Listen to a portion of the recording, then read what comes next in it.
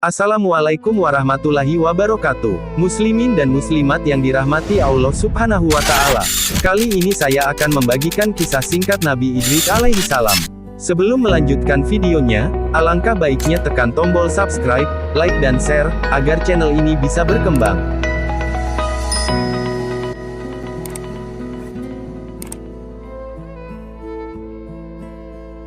Bismillahirrohmanirrohim.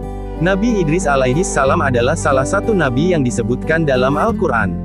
Beliau merupakan keturunan keenam dari Nabi Adam alaihi salam dan dikenal sebagai sosok yang sangat cerdas, bijaksana, serta memiliki keistimewaan dalam ilmu pengetahuan dan peradaban. Di dalam Al-Quran hanya ada dua ayat yang menerangkan tentang kisah Nabi Idris alaihi salam. Ayat-ayat itu adalah ayat 56-57 surat Maryam, dan ceritakanlah, hai Muhammad kepada mereka, kisah Idris, yang tersebut, di dalam Al-Quran. Nabi Idris alaihi salam lahir sekitar 1000 tahun setelah Nabi Adam alaihi salam wafat. Nama aslinya adalah Ahnu. Dalam silsilahnya, beliau adalah putra dari Yarat bin Mahlail dan merupakan keturunan langsung dari Nabi Syits alaihi salam, putra Nabi Adam alaihi salam. Setelah Nabi Syits wafat, tidak ada seorang pun nabi. Kemudian, Allah menunjuk salah seorang keturunan Nabi Syits, yaitu Idris sebagai seorang nabi. Nabi Idris adalah keturunan keenam dari Nabi Adam alaihi salam. Ia adalah putra Yarid bin Milail bin Kinan bin Anausi bin Syits bin Adam alaihi salam. Dengan demikian, Nabi Idris adalah nabi ketiga yang diutus oleh Allah untuk mengajarkan tentang tauhid. Allah menganugerahi berbagai macam kepandaian kepada Nabi Idris. Ia adalah orang pertama yang menulis dengan pena. Nabi Idris juga menguasai ilmu perbintangan, astronomi, dan matematika. Selain itu, Nabi Idris juga pandai menjahit pada saat manusia yang lain memakai pakaian dari kulit binatang. Demikianlah kepandaian yang dimiliki oleh Nabi Idris. Allah menganugerahi banyak kepandaian dan menyayangi Nabi Idris karena ketaatannya kepadanya. Nabi Idris adalah orang pertama yang menerima wahyu lewat malaikat Jibril. Tak ada informasi tentang lokasi pasti mengenai kehidupan Idris yang ditugaskan untuk membenahi akhlak anak cucu Kabil ini.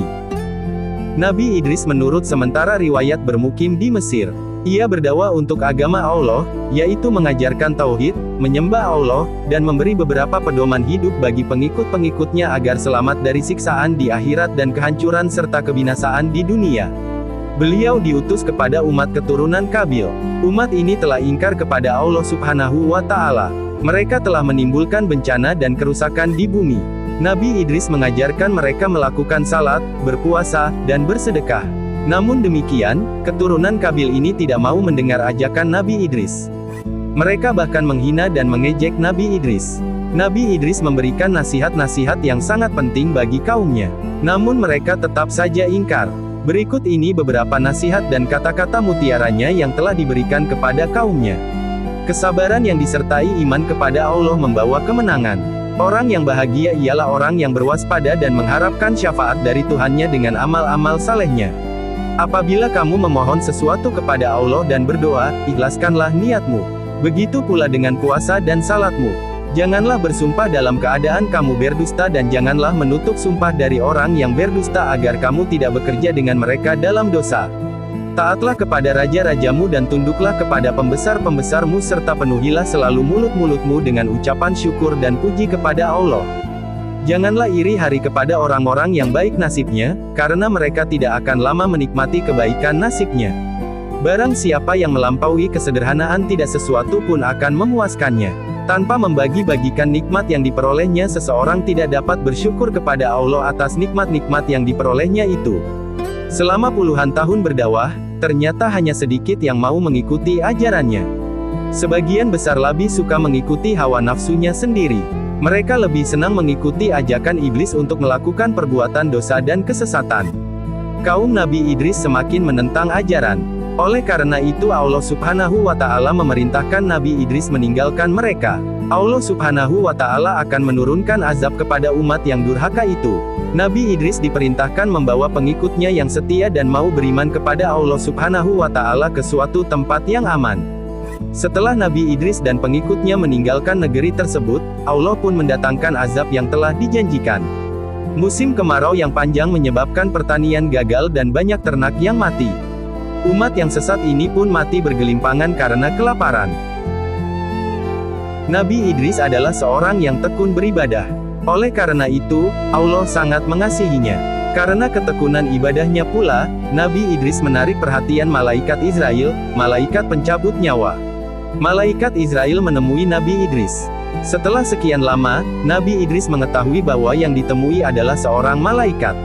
Kemudian, Nabi Idris meminta untuk dapat merasakan keadaan gaib, seperti mati, neraka dan surga. Dengan izin Allah Subhanahu wa Ta'ala, Nabi Idris dapat merasakan saat-saat sekarat menjelang ajal hingga akhirnya meninggal. Kemudian, Nabi Idris dihidupkan kembali. Nabi Idris dibawa ke neraka. Ketika melihat neraka yang sangat mengerikan, Nabi Idris pingsan. Setelah sadar, Nabi Idris diajak untuk mengunjungi surga. Nabi Idris sangat terpesona dengan keindahan surga hingga akhirnya tertidur.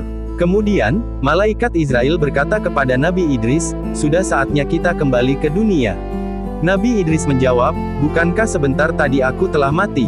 Biarkan aku tinggal di surga." Nabi Idris dan malaikat Israel saling mempertahankan pendapatnya. Allah berfirman, "Surga adalah tempat istirahat setelah hari kiamat tiba. Oleh karena itu, tunggulah kamu di langit keempat." Nabi Idris ditempatkan di langit keempat hingga wafat di sana. Orang-orang yang taat kepada Allah dan Rasul-Nya pasti Allah akan memasukkannya ke dalam surga yang mengalir di dalamnya sungai.